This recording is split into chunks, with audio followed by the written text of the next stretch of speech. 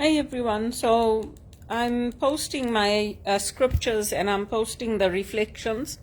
For those of you who are following me, I don't have the platform yet to set up courses and all that. You have to have some money coming in before you can do that, but I'm working on that. So if you know of anybody that can help me with the funding, then let me know.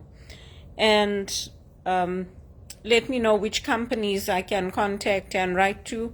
I have sent emails to the government of Canada. I've put forward my proposals. So there's no interest for it here in Canada. They obviously all know the Lord and they're not interested in getting to know the teachings and what I'm offering.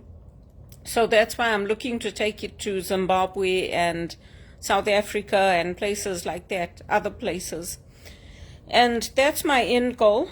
I would like to be able to offer these retreats in Cape Town and Zimbabwe and other places in the world, because in Canada they didn't support me. Even in the church, my sister got the support in the church. And I know that because when they took me to the station, after we went, I went with my aunt and uncle to meet Father Larry. And he said to me, it might not be a bad idea for you to get psychiatric care. I was like, you must be kidding.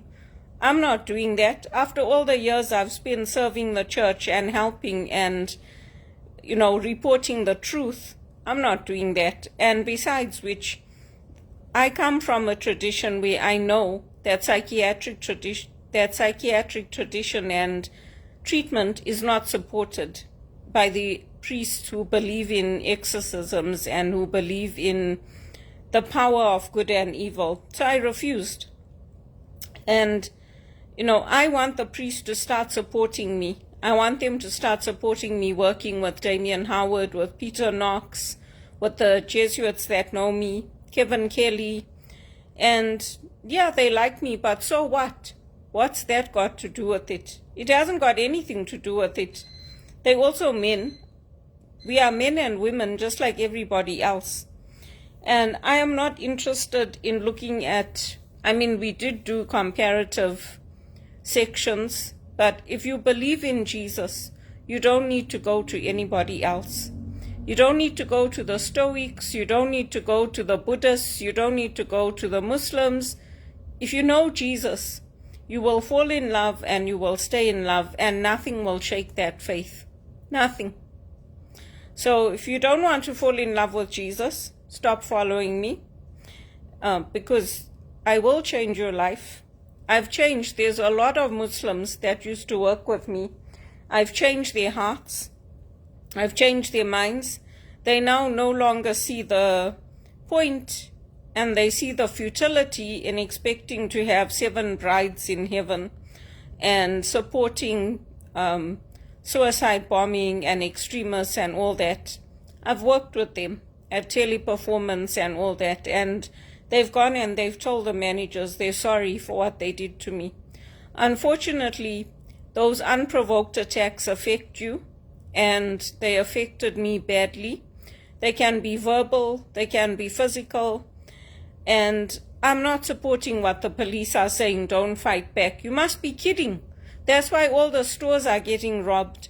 In England, here in Toronto, in North York, all our jewelry stores, all our homes, they're saying don't fight back.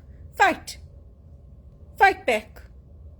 Don't let them just take your life. Don't let them just take your things.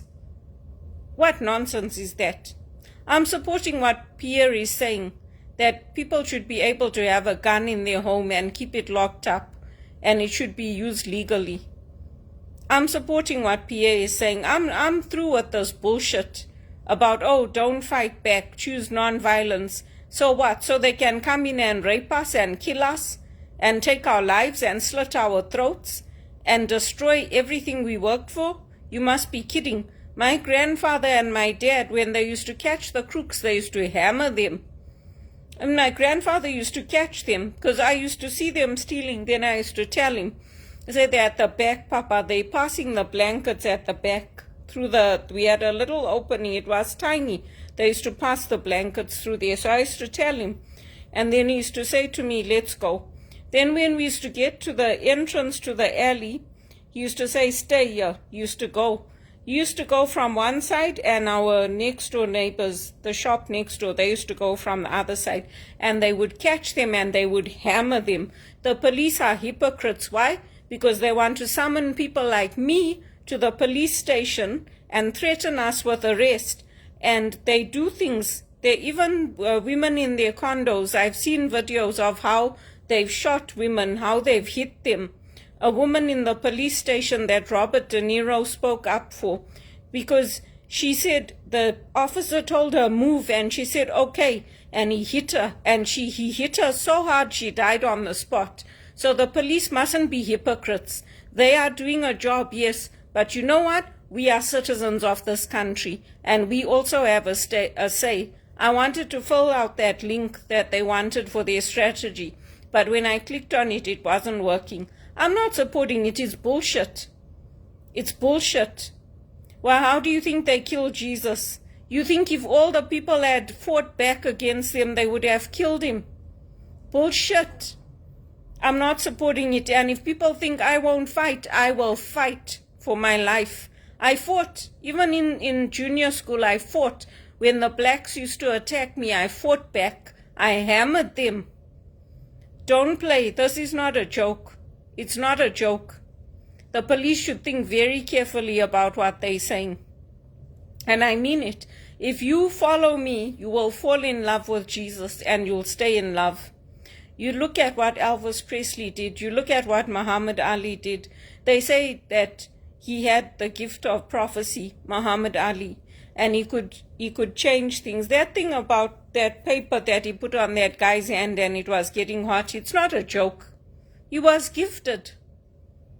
Yeah, he told people, stick to your own race, stick to your own religion. You know what? It makes it easier. You marry into somebody else's culture, you marry into somebody else's faith, it makes it harder. I support it. I support it.